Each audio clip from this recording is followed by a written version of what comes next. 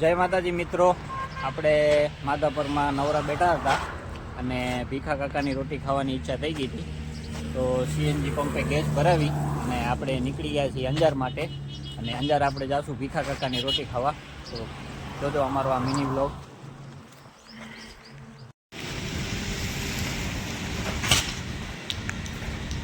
મિત્રો, આપણે અંજાર પૂગી આવ્યા છીએ અને તમે જોઈ શકો છો અંજારની બજારમાં ફૂલ ટ્રાફિક છે.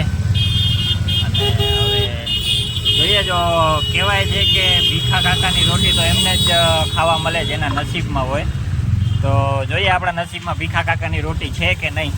તો ત્યાં જઈને જ ખબર પડશે, કેમ કે ભીખા કાકા તેમના ઘરે જ રોટી વેચે છે. તો મિત્રો, આપણે આવી ગયા છીએ ભીખા કાકાની રોટી ખાવા અને ભીખા કાકા પણ હાજર છે. ચાલો આપણે જોઈ લઈએ.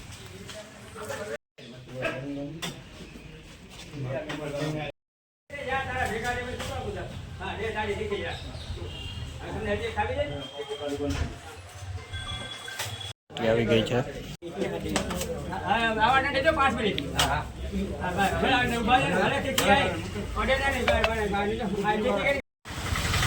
તો મિત્રો, આપણે ભીખા કાકાની રોટી ખાઈ લીધી છે અને કહેવત સાચી છે કે નસીબમાં હોય તો જ ખાવા મળે. ફૂલ ટ્રાફિક હતું અને લગભગ 1.5 કલાક વેઇટ કર્યા પછી અમને દાબેલી ખાવાનો મોકો મળ્યો છે.